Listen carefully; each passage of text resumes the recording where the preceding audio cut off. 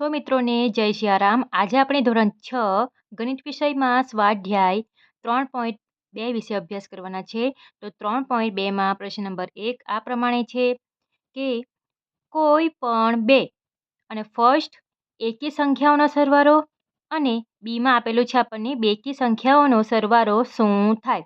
સૌથી પહેલાં આપણે એમાં શું કરવાનું છે કે કોઈ પણ આપણે બે એકી સંખ્યા લેવાનો છે, એનો સરવાળો કરવાનો છે, અને સેકન્ડમાં આપણે કોઈ પણ બે બેકી સંખ્યા લેવાનો છે અને એનો સરવાળો કરવાનો છે, બરાબર।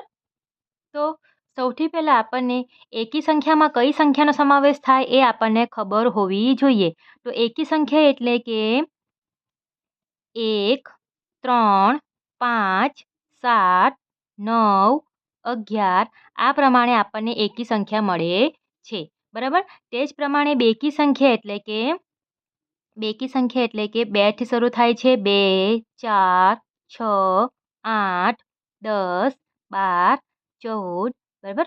આ પ્રમાણે આપણને બેકી સંખ્યા મળે છે અને દરેક વચ્ચે બેનો તફાવત હોય છે। બેનો તફાવત એટલે કે આપણે કે 1માં 2 ઉમેરીએ તો 3 મળે છે, 3માં 2 ઉમેરતા 5 મળે છે, 5માં 2 ઉમેરતા 7 મળે છે। તે જ પ્રમાણે અહીં પણ બેનો તફાવત મળે છે કે 2માં આપણે 2 ઉમેરીએ તો 4 મળે છે, 4માં 2 ઉમેરતા 6 મળે છે, બરાબર। અથવા આવું યાદ રાખી શકાય કે એક એક સંખ્યા છોડીને પછી એક સંખ્યા લખવાની છે, બરાબર।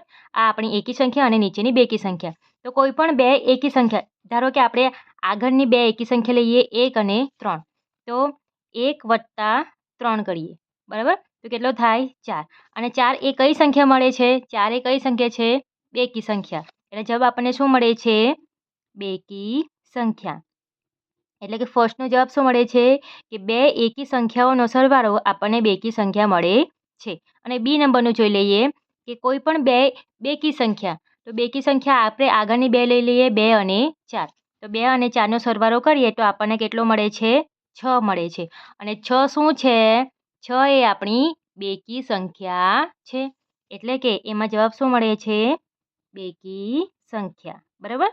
તો આપણો આ ફર્સ્ટનો આન્સર જે છે એ પૂર્ણ થાય છે કે આપણે બે ગમે એ આપણને એના સિવાયને આપણે લઈ શકીએ કે 5 અને 7, તો કેટલો થાય? 12 થાય। તો 12 પણ કેવી સંખ્યા છે? બેકી સંખ્યા છે। એટલે કોઈ પણ બે એકી સંખ્યા લઈએ તો તેનો સરવાળો બેકી સંખ્યા મળે છે અને કોઈ પણ બે આપણે બેકી સંખ્યા લઈએ તો એનો સરવાળો પણ આપણને બેકી સંખ્યા જ મળે છે, બરાબર। એના પછી પ્રશ્ન નંબર 2માં આપણે ખરા ખોટા જવાના છે। નીચે જણાવેલા વાક્યો સાચા છે કે ખોટા તે જણાવો। ફર્સ્ટ એમાં 3 એકી સંખ્યાઓનો સરવાળો બેકી સંખ્યા છે, તો આપણે એકી સંખ્યા કઈ મળે છે એ આપણને ખબર છે। 3 સંખ્યા લેવાની છે, તો આપણે આ 3 સંખ્યા લઈ લઈએ। તમે એમાંથી કોઈ પણ સંખ્યા લઈ શકો છો, બરાબર। આનો આગળ વધીએ તો કેટલો આવે છે? 15, ત્યાર પછી 17, ત્યાર પછી 19, બરાબર। તો આપણે 3 લઈ લઈએ તો 1 + 3 + 5, બરાબર। 1માં 3 ઉમેરીએ તો 4 અને 4માં 5 ઉમેરીશું તો 9 થશે। સરવાળો કેટલો થશે? 9 થશે। અને 9 શામાં સમાવેશ થાય? 9 એ આપણી એકી સંખ્યા મળે છે। જ્યારે આપણને પ્રશ્નમાં શું કીધેલું છે કે બેકી સંખ્યા છે, એટલે વિધાન કેવું છે? ખોટું છે, બરાબર। કે 3 એકી સંખ્યાઓનો સરવાળો કરીએ તો આપણને એકી સંખ્યા જ મળે છે। સેકન્ડ નંબરનું બી નંબર, બે એકી સંખ્યા અને એક બેકી સંખ્યાઓનો સરવાળો બેકી સંખ્યા મળે છે, એ આપણો જવાબ છે કે આ જવાબ આવે તો વિધાન સાચું કહેવાય અને આ જવાબ નહીં આવે તો વિધાન ખોટું કહેવાય। આપણે શું લેવાનું છે? બે એકી સંખ્યા, એટલે કોઈ પણ બે એકી સંખ્યા લઈ લઈએ 1 અને 3, એનો સરવાળો કરીએ, બરાબર।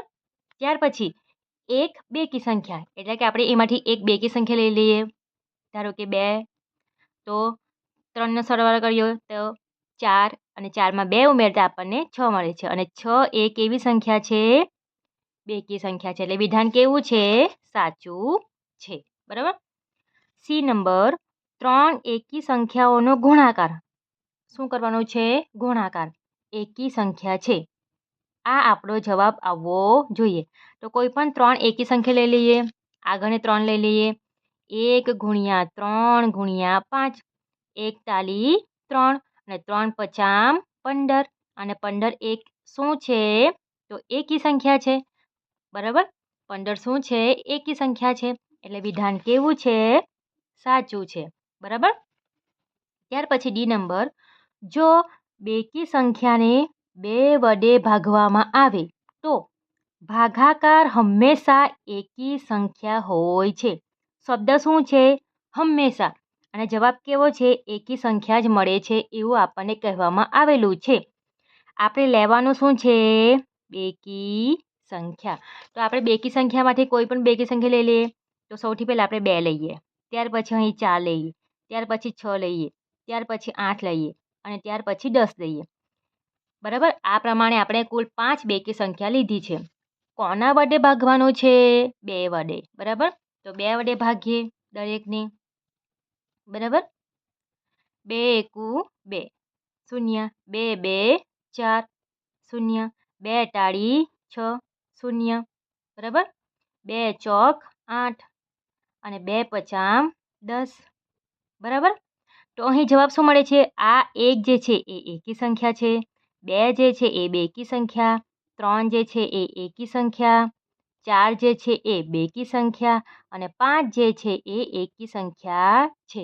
મતલબ શું થાય કે આપણને એકી અથવા બેકી કોઈ પણ સંખ્યા મળી શકે છે, પરંતુ અહીં શું કહેવામાં આવેલું છે કે હંમેશા એકી સંખ્યા જ મળે છે, પરંતુ આપણને એકી સંખ્યાની સાથે બેકી સંખ્યા પણ મળે છે, એટલે વિધાન કેવું પડે છે? ખોટું પડે છે. વિધાન કેવું પડે છે? ખોટું પડે છે. ત્યાર પછી ઈ નંબર, બધી અવિભાજ્ય સંખ્યા એકી સંખ્યા છે. હવે અવિભાજ્ય સંખ્યા કોને કહેવાય? કે જેનો આપણે ભાગ એક જ ભાગ પાડી શકીએ, બરાબર? તો અવિભાજ્ય સંખ્યામાં કોનો સમાવેશ થાય? 2, 3, 5, 7, બરાબર? ત્યાર પછી 11, 13, 17, 19, બરાબર? આ અવિભાજ્ય આપણી સંખ્યા છે, બરાબર? આ પ્રમાણે અવિભાજ્ય સંખ્યા આવશે જેનો એક જ માત્ર ભાગ પડે છે, જેમ કે 2નો 2 એકુ 2, 3નો 3 એકુ 3, 5નો 5 એકુ 5. એના સિવાયની જે સંખ્યા છે એ વિભાજ્ય છે, જેમ કે 4, 4નો અવયવ પડે છે 2 2 4, ત્યાર પછી 6, 6નો પણ અવયવ પડે છે 2 તાળી 6, ત્યાર પછી 8, 4 દુ 8, ત્યાર પછી 9, 3 તાળી 9. જેનો ભાગ પડે છે, બરાબર? જેનો ભાગ પડે છે એ વિભાજ્ય છે અને જેનો ભાગ પડતો નથી એ અવિભાજ્ય, બરાબર? તો અવિભાજ્ય સંખ્યા એકી સંખ્યા છે, પરંતુ જુઓ 2 એક એવી સંખ્યા છે, બેકી સંખ્યા છે. એના સિવાયની બધી જ જે છે એ એકી સંખ્યા છે, પરંતુ 2 એ બેકી સંખ્યા છે અને આપણને અહીં એકી સંખ્યા કહેવામાં આવેલું છે, એટલે આ વિધાન પણ ખોટું પડે છે. અવિભાજ્ય સંખ્યાને અવયવ હોતો નથી, બરાબર? આવું કહેવામાં આવેલું છે, પરંતુ અવિભાજ્ય સંખ્યાને પણ અવયવ હોય. આપણે 2 લખીએ કે 2 એ અવિભાજ્ય સંખ્યા છે તો અવયવ હોય, તો 2 એકુ 2 થાય, તો 2 નો અવયવ, 2 નો અવયવ શું થાય? 2 નો અવયવ 2 અને 1, એટલે કે 1 અને 2 છે. અવયવ તો પડે જ છે, પરંતુ એક જ પડે. જેમ કે 2 હોય તો 2 એકુ 2, 3 હોય તો 3 એકુ 3, 5 હોય તો 5 એકુ 5. જ્યારે અહીં વિભાજ્ય સંખ્યામાં શું થાય? સૌથી પહેલાં 1 ગુણ્યા 4, 4 એકુ 4 અને 2 2 4. તો લખવાનું હોય કે 4નો અવયવ લખવાનું હોય તો શું થાય? 1, 2 અને 4, બરાબર? અહીં શું થાય? 6 એકા 6.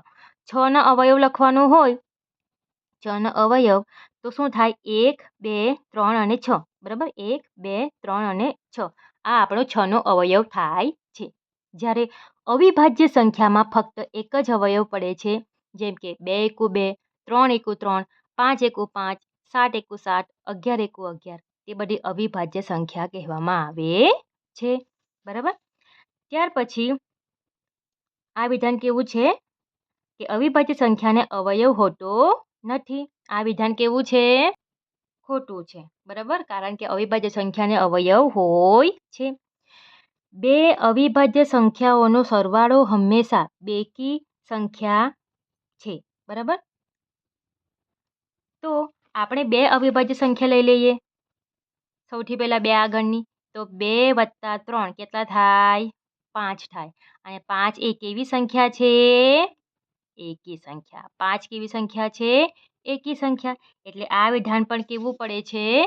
ખોટું પડે છે. બરાબર. ત્યાર પછી આગળનું જોઈએ તો 2 એ એકમાત્ર બેકી અવિભાજ્ય સંખ્યા છે. વિધાન કેવું છે? સાચું છે. હવે અવિભાજ્ય સંખ્યાની શરૂઆત ક્યાંથી થાય છે? 2 થી થાય છે. અને 2 એ એકમાત્ર બેકી અવિભાજ્ય સંખ્યા છે. બાકીની બધી જ કેવી છે?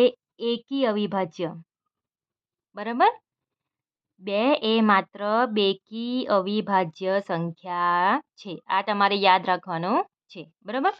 ત્યાર પછી બધી બેકી સંખ્યા વિભાજ્ય સંખ્યા છે.